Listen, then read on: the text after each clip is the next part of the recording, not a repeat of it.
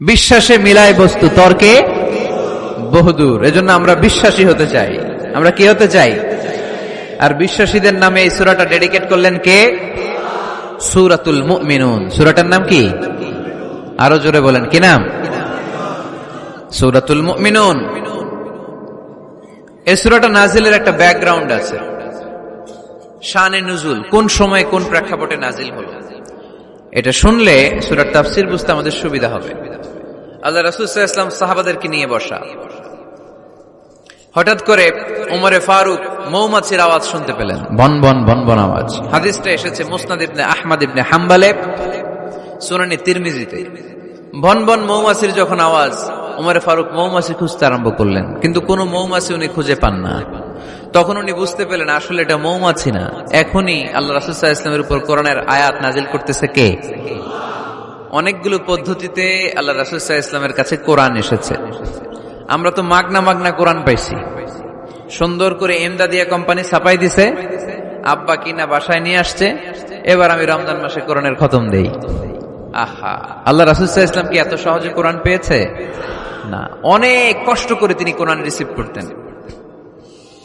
মিসলা সালসালাতিল জারাস, মাঝে মাঝে ঘন্টার ধ্বনির মতো কোরআন নাজিল হতো। প্রাইমারি স্কুল ছুটি হলে দপ্তরি ঘন্টা বাজায় না, ধাম ধাম বিকট আওয়াজ হয়। এরকম আওয়াজে যখন কোরআন নাজিল হতো, আল্লাহ রাসূল সাল্লাল্লাহু আলাইহি ওয়াসাল্লাম কোরআন রিসিভ করতে যেয়ে ঘেমে যেতেন শীতের রাতে। আজকে একটা শৈত্য প্রবাহ গেছে না, প্রচন্ড শীত। দুপুরবেলা আমার প্রোগ্রাম ছিল কিশোরগঞ্জের, কি নাম, পাকুন্দিয়া। প্রচন্ড শীতে লোকজন কাঁপছিল। আপনাদের তো প্যান্ডেল আছে, ওদের প্যান্ডেলও ছিল না, খোলা ময়দানে লক্ষ লক্ষ মানুষ। তো প্রচন্ড শীতের রাতে আম্মা জান আয়েশা রাদিয়াল্লাহু তাআলা আনহা উনি কাঁপতেন, আর এই কোরআন রিসিভ করতে যে বিষ্ণু ঈসা ইসলাম ঘামতেন। সুবহানাল্লাহ বলতে পারলেন না? এত কঠিন ছিল ওহি রিসিভ করা।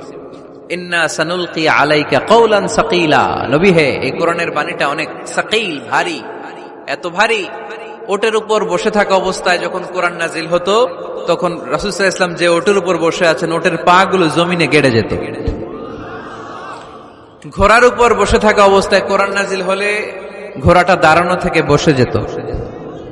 মাঝে মাঝে সাহাবাদের গায়ে হেলান দিয়ে পায়ের মধ্যে মাথা রেখে রাসূল সাল্লাল্লাহু আলাইহি ওয়াসাল্লাম শুয়ে থাকতেন। এক সাহাবীর পায়ে মাথা রেখে আল্লাহ রাসূল সাল্লাল্লাহু আলাইহি ওয়াসাল্লাম শুয়ে আছেন, তিনি টেরই পাচ্ছেন না। হঠাৎ করে কোরআনের আয়াত নাজিল হতে লাগলো। সাহাবী বললেন, হঠাৎ করে আমি টের পেলাম বিশ্বনবীর মাথাটা অনেক ভারী হয়ে গেল। আমার মনে হচ্ছে যে রাসূল সাল্লাল্লাহু আলাইহি ওয়াসাল্লামের মাথার ভারে আমার পায়ের হাড্ডি ফেটে খান খান হয়ে যাবে। সুবহানাল্লাহ পড়েন। তো এই কঠিন কোরআন যখন রাসূল সাল্লাল্লাহু আলাইহি ওয়াসাল্লাম রিসিভ করতেন, তিনি ঘেমে যেতেন। আবার মাঝে মাঝে সাইয়েদনা জিবরাইল আলাইহিস সালাম সরাসরি ওনার সূরাতে আসতেন কোরআন নিয়ে। হেরা পর্বতে আর সিদরাতুল মুনতাহায়, এই দুই জায়গায় আল্লাহ রাসূল সাল্লাল্লাহু আলাইহি ওয়াসাল্লাম সাইয়েদনা জিবরাইল আলাইহিস সালামের মূল আকৃতিতে ওনাকে দেখতে পেয়েছিলেন। মাঝে মাঝে স্বপ্ন যুগে আসতো এই ওহী। পর্দার আড়াল থেকে মেরাজের রাতে তিনি পেয়েছেন ওহী।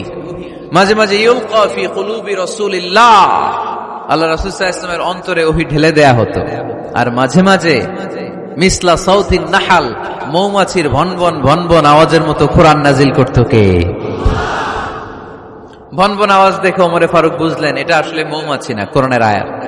কোরআনের আয়াত নাজিল শেষ, আল্লাহ রাসূল সাল্লাল্লাহু আলাইহি ওয়াসাল্লাম চেহারা ঘুরিয়ে সাহাবীদের দিকে মুখ করে বসলেন আর বললেন, এইমাত্র সূরাতুল মুমিনুনের শুরুর দিককার আয়াতগুলো আমার কাছে নাজিল হয়েছে। এখানে আল্লাহ তাআলা মুমিনের 7টি গুণের কথা বলেছে। কয়টি? সবাই বলতে হবে, কয়টি গুণ? আল্লাহ রাসূল বললেন, মান আকামা হুন্না দাখালাল জান্নাহ, এই 7টা গুণ যে মানবে আল্লাহ তাআলা জান্নাতুল ফেরদাউসের মালিক বানায় দিবে। আজকে এই 7টা গুণের ব্যাপারে আমরা জেনে যাব ইনশাআল্লাহ। পড়ি আর জোরে পড়ি ইনশাআল্লাহ। আর যদি আপনাদের কষ্ট হয় ওঠা বসা করবেন না, হাত তুলে দাঁড়িয়ে যাবেন, বলবেন হুজুর কষ্ট হচ্ছে। দুই একজনের কাছ থেকে শুনলেই দোয়া করে বিদায়, সংক্ষেপ করে দিবেন ইনশাআল্লাহ। মাইকের সাউন্ডে আমি প্রাণ পাচ্ছি না। আমি বলতেছি একটু ইকো দিয়ে দেখো প্রাণ পাওয়া যায় কিনা। একটু ইকো দাও তো দেখি, বেশি দিও না, আবার একটু দাও। দুর্বল, সাউন্ড দুর্বল। প্রতি রাতে আমাদেরকে কথা বলতে হয়। সাউন্ড সিস্টেম যদি ডিজিটাল সাউন্ড সিস্টেম না হয়, দুর্বল হয়, আমাদেরকে শাউট করতে হয়। একদিনের জন্য শাউট করে আমার গলা ভাঙলে আমার জীবন ধন্য, সমস্যা নাই। কিন্তু আমার তো একদিন না।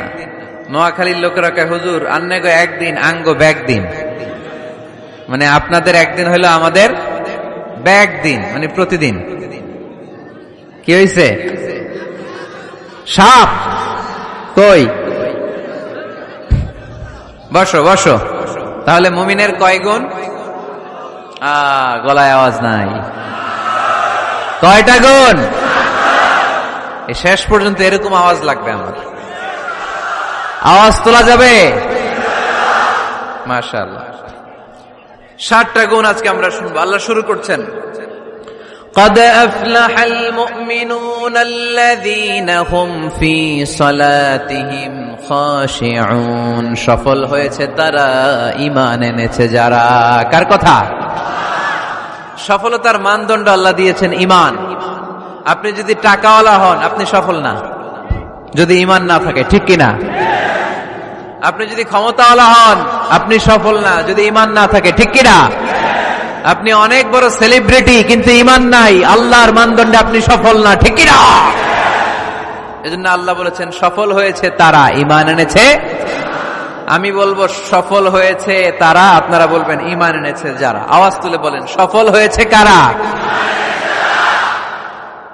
যারা ঈমানদার, তারা সফল। قد أفلح المؤمنون, successful indeed are the believers. তারাই সফল যারা ঈমানদার। তবে যেন ঈমানদার নয়, তাদের 7টা বৈশিষ্ট্য থাকা চাই। কয়টা? 1 নম্বরে আল্লাহ বলছেন, আল্লাযীনা হুম ফি সালাতিহিম খাশিউন। তারা যখন সালাতে দাঁড়ায়, দিন দুনিয়ার হুঁশ থাকে না, তারা ভীত সন্ত্রস্ত হয়ে আল্লাহর দিকে রুজু হয়ে সালাত আদায় করে। নামাজে যখন দাঁড়াবো, দুনিয়ার কোনো হুঁশ জ্ঞান আমাদের থাকতে পারবে? আমাদের হুঁশ থাকবে একদিকে, তিনি কে? সালাতে কায়েম করো, সালাতে কায়েম করো, হবে সম্মানী তুমি, হবে জান্নাতি তুমি, হবে সম্মানী তুমি, হবে জান্নাতি তুমি। দিবে কাল হাসরে শীতল ছায়া আরশে আজিম, রাব্বিয়াল আলা রাব্বিয়াল আযীম। পড়েন, রাব্বিয়াল আলা রাব্বিয়াল আযীম। আলহামদুলিল্লাহ। আল্লাযীনা হুম ফি সালাতিহিম খাশিউন। শুরু হয়ে গেল মুমিনদের 7টি বৈশিষ্ট্যের আলোচনা। 1 নম্বর বৈশিষ্ট্য হচ্ছে, মুমিনরা যখন নামাজে দাঁড়ায়, দিন দুনিয়ার হুঁশ থাকে না, তাদের চিন্তা, তাদের ধ্যান চলে যায় একদিকে, তিনি কে? সাইয়েদনা আলী রাদিয়াল্লাহু তাআলা আনহু যুদ্ধের ময়দানে মারাত্মকভাবে জখম হলেন, আহত হলেন। পায়ের ভেতরে জিহাদের ময়দানে তীর ঢুকে গেল, তীর কেউ টেনে বের করতে পারে না, এতটাই জখম হয়েছে। তীর ধরে টান মারলে তিনি চিৎকার মারে। বিশ্বনবী দেখলেন অবস্থা বেগতিক। আল্লাহর হাবিব বললেন, তীর ধরে টানাটানির দরকার নাই, যেহেতু টান মারলে ব্যথা পায়, ছেড়ে দাও, আজান দাও। বেলাল, তুমি আজান দাও, একামত দাও। এক সাহাবীরে বললেন, আমি যখন নামাজে দাঁড়াবো, আলী যখন নামাজে দাঁড়াবে, নামাজরত অবস্থায় তুমি তোমার নিজের দায়িত্বে আলীর পায়ের ভেতর থেকে তীরটা টেনে বের করে ফেলবা। আজান দেয়া হলো, একামত হলো। বিষ্ণু ঈসা ইসলাম নামাজ পড়তে শুরু করলেন। সাইয়েদনা আলী রাদিয়াল্লাহু তাআলা আনহু নামাজে দাঁড়ালেন। ওই সাহাবী দাঁড়ান নাই। বিশ্বনবীর পরামর্শ অনুযায়ী কাতারের ভেতর দিয়ে যে বিশ্বনবীর মেয়ের জামাতা সাইয়েদনা আলী রাদিয়াল্লাহু তাআলা আনহুর পা থেকে টান মেরে তীর বের করেছে। টান দিয়ে তীর খোলা হয়েছে, কিন্তু সাইয়েদনা আলী মুহূর্তের জন্য টের পান না। আগে টান মারতেছে, ব্যথা পায়, চিৎকার মারে, কিন্তু সালাতের অবস্থায় টান মেরে তীর বের করেছে, উনি টেরই পান নাই। আল্লাহু আকবার। তার মানে যখন নামাজে তিনি দাঁড়িয়েছেন, দিন দুনিয়ার হুঁশ তার